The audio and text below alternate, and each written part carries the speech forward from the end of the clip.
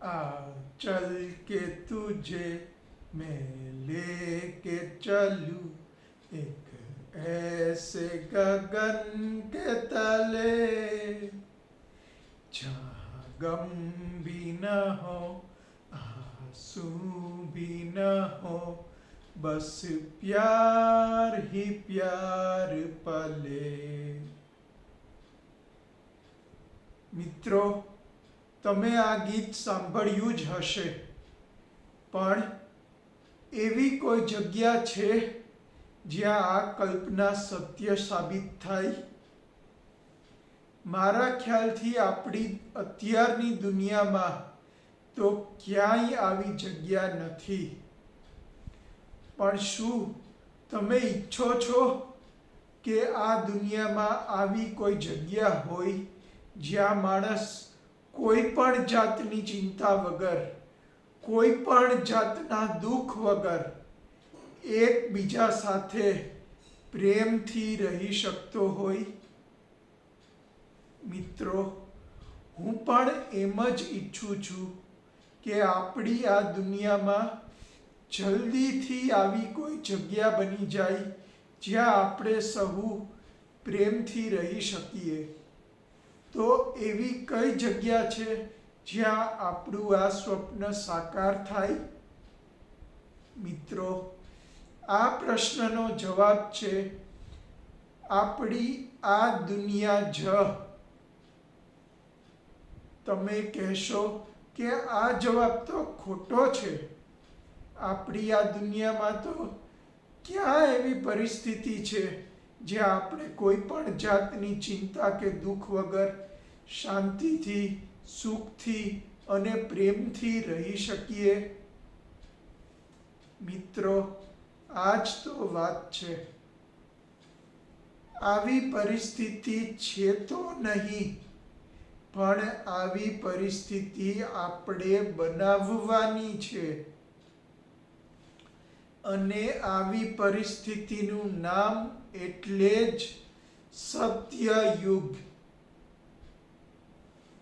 મિત્રો, તમે જાણતા તો હશો જ કે આપણી આ દુનિયામાં હજારો વર્ષો પહેલા પણ એકવાર સત્યયુગ હતો.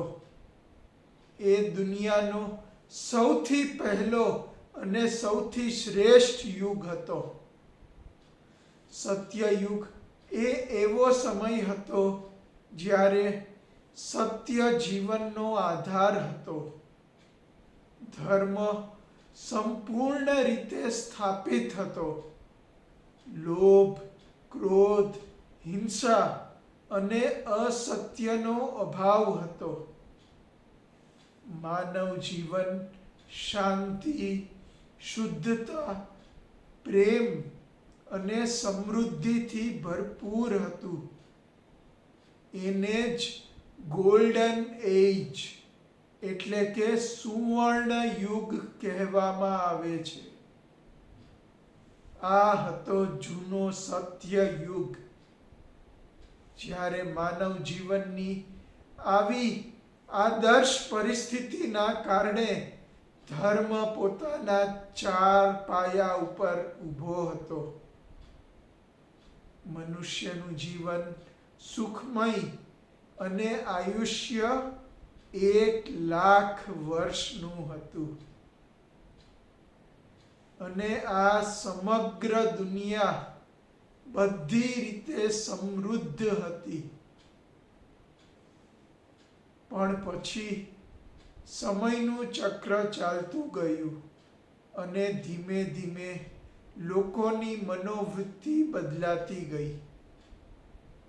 આને લીધે આપણી દુનિયાની પરિસ્થિતિ પણ બદલાતી ગઈ. મનોવૃત્તિનું થોડું પતન થયું અને પરિસ્થિતિ બદલાણી. સત્યયુગ પૂરો થયો અને ત્રેતાયુગ શરૂ થયો. તે સ્થાયી થયો, પણ પાછી મનોવૃત્તિ બદલાણી. મનોવૃત્તિનું થોડું વધારે પતન થયું અને પાછી પરિસ્થિતિ બદલાણી. ત્રેતા યુગ પૂરો થયો અને દ્વાપર યુગ શરૂ થયો. તે સ્થાયી થયો, પાછી મનોવૃત્તિ બદલાણી. મનોવૃત્તિનું એનાથી પણ વધારે પતન થયું અને પાછી પરિસ્થિતિ બદલાણી.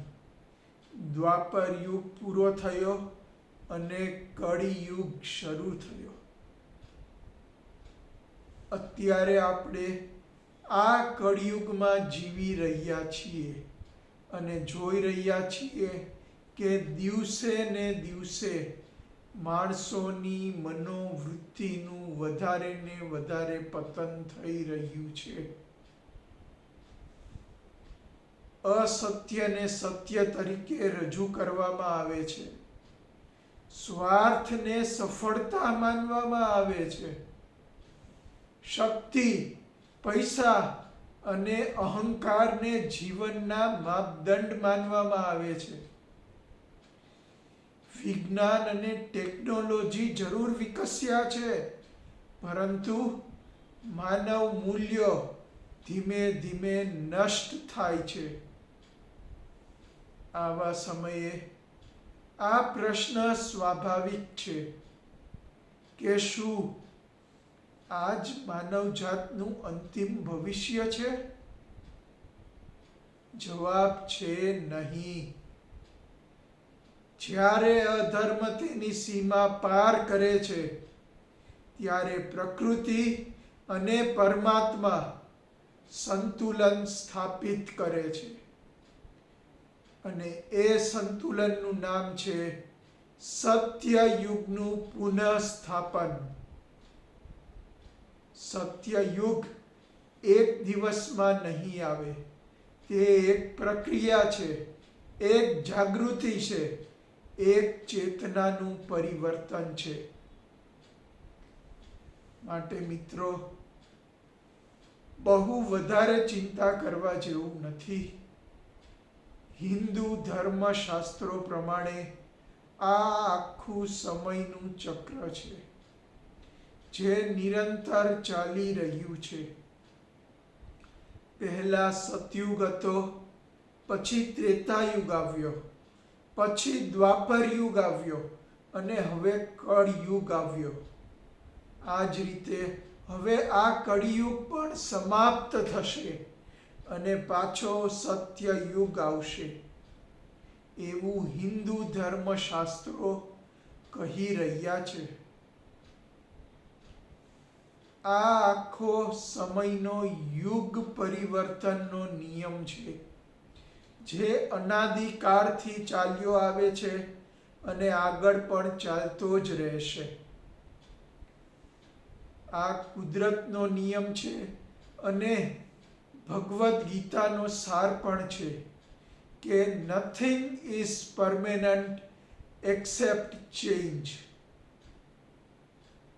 તો આ નિયમ જ આ યુગ પરિવર્તનની સાયકલને પણ લાગુ પડે છે. તો મિત્રો, ગભરાવાની જરૂર નથી. કળિયુગ આવ્યો, પાછી મનોવૃત્તિ બદલાણી. મનોવૃત્તિનું સૌથી વધારે પતન થશે અને પાછો સત્યયુગ ફરી આવશે. આ હું એકલો નથી કહેતો, પણ આ તો કુદરતનો નિયમ છે, સમયનો નિયમ છે અને યુગ પરિવર્તનનો નિયમ છે. હિન્દુ ધર્મના શાસ્ત્રોમાં આ બધી વાતો હજારો વર્ષો પહેલા લખાઈ ચૂકેલી છે. તેમાં કહેવામાં આવ્યું છે કે આપણે અત્યારે કળિયુગ અને સતયુગના સંધિકાળમાં જીવી રહ્યા છીએ. માટે હવે કળિયુગ પૂરો થવાના આરે છે અને નવો સતયુગ ફરીથી સ્થાપિત થવાના આરે છે. માટે જ મિત્રો, મારો ગ્લોબલ વિઝન 2050નો ચોથો અને અંતિમ પ્રોજેક્ટ છે સત્યયુગ ધ રીએસ્ટાબ્લિશમેન્ટ ઓફ ધ ગોલ્ડન એજ.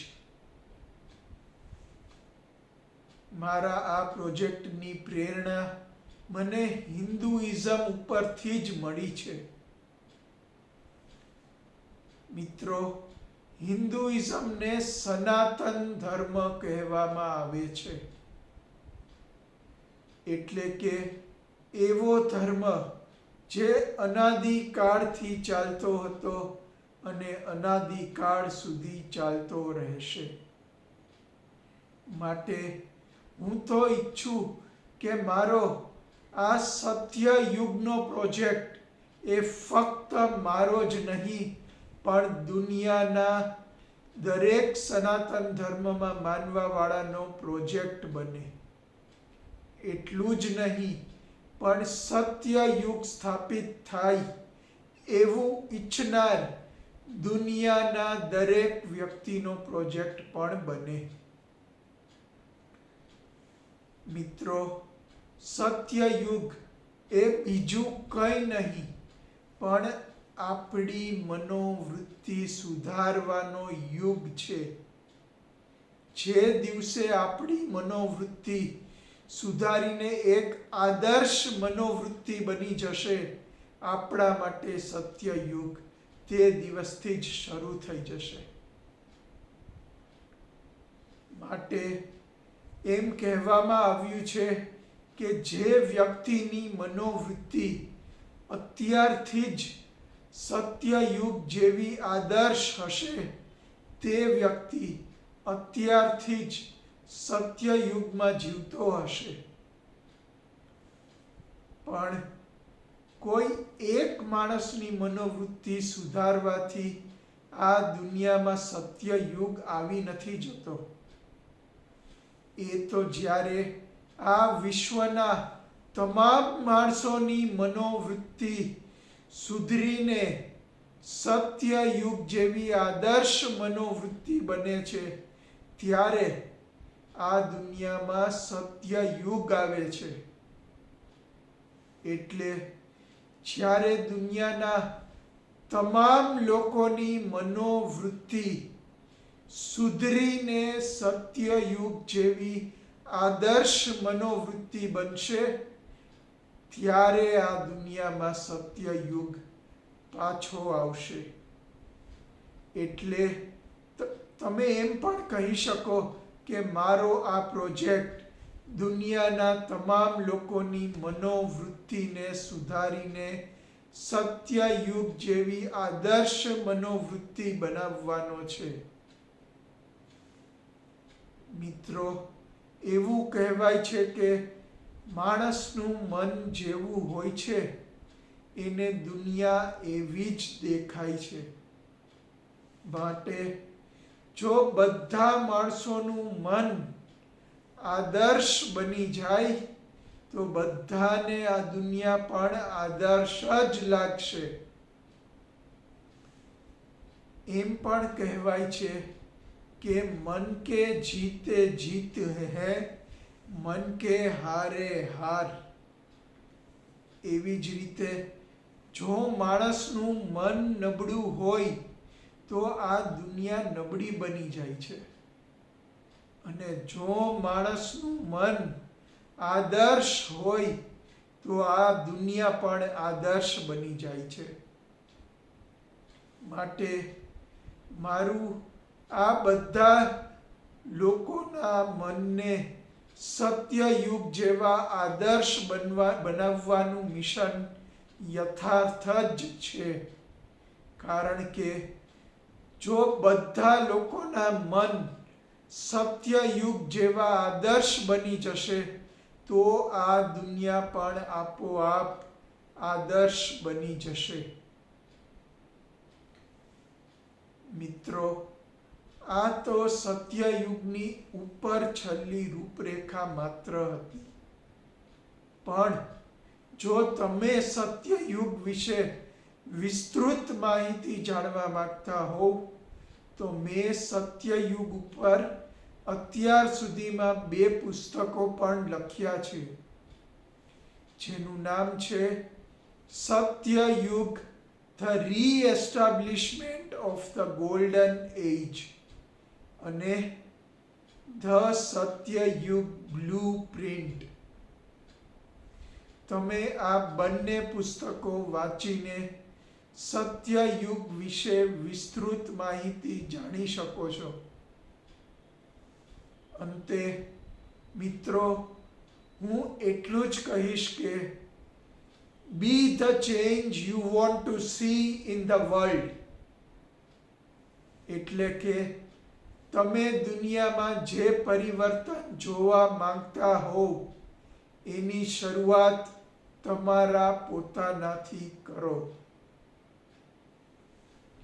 મેં પહેલા કીધું હતું એમ, જો દરેક વ્યક્તિ સત્યયુગ જેવી આદર્શ મનોવૃત્તિ ધરાવતી થઈ જશે તો આપણી આ દુનિયા આપોઆપ આદર્શ દુનિયા બની જશે. સત્યયુગ કોઈ દેવતા કે દેવી લાવી આપશે નહીં. તે માનવ જાતે સર્જવાનો છે. જ્યારે એક વ્યક્તિ સત્ય પસંદ કરે, જ્યારે વિચારો શુદ્ધ થાય અને જ્યારે કર્મ ધર્મયુક્ત બને, ત્યારે સત્યયુગની શરૂઆત આપોઆપ થઈ જાય છે. ટૂંકમાં સત્યયુગ એટલે સત્ય વિચાર, સત્ય જીવન અને સત્ય વ્યવસ્થા. માટે મિત્રો, સત્યયુગનું પહેલું પગલું આજે જ ભરો. સત્યયુગના આગમનને વેગ આપે તે રીતે જીવવાનું, સેવા કરવાનું અને પ્રેરણા આપવાનું અત્યારથી જ ચાલુ કરી દો. તો જ સત્યયુગ બને એટલો વહેલો આવશે. આ બધા આદર્શ વિચારો સાથે હવે અત્યારે હું આપ સર્વેની વિદાય લઈશ. સત્યયુગ વિશેની વિસ્તૃત જાણકારી આપણે હવે પછીના મારા વિડીયોઝમાં ચોક્કસ જોઈશું. ત્યાં સુધી મને રજા આપશો. અલવિદા. નમસ્કાર.